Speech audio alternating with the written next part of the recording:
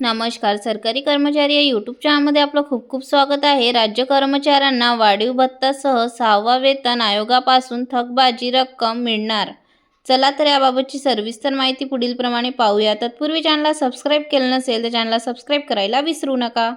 वित्त विभागामार्फत निर्गमित करण्यात आलेल्या परिपत्रकानुसार कर्मचाऱ्यांना वाढीव भत्त्यासह चक्क 6वा वेतन आयोगापासून फरक मिळणार आहे. राज्यातील आदिवासी नक्षलग्रस्त भागामध्ये कार्यरत कर्मचाऱ्यांना प्रोत्साहन देण्याकरिता वेतनात दरमहा प्रोत्साहन देण्याची तरतूद आहे.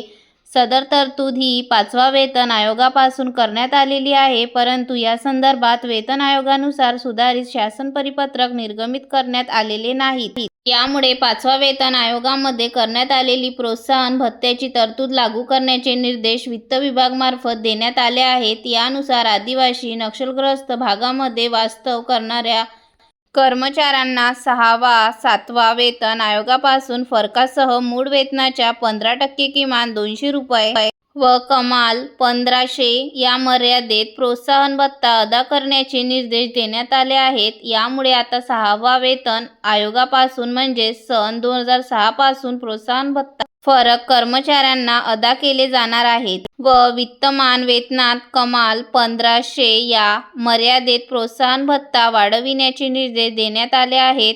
या संदर्भात वित्त विभाग लेखा व कोषागारे महाराष्ट्र राज्य संचालक यांचे दिनांक 8 डिसेंबर 2025 रोजी निर्देश देण्यात आले आहेत. धन्यवाद.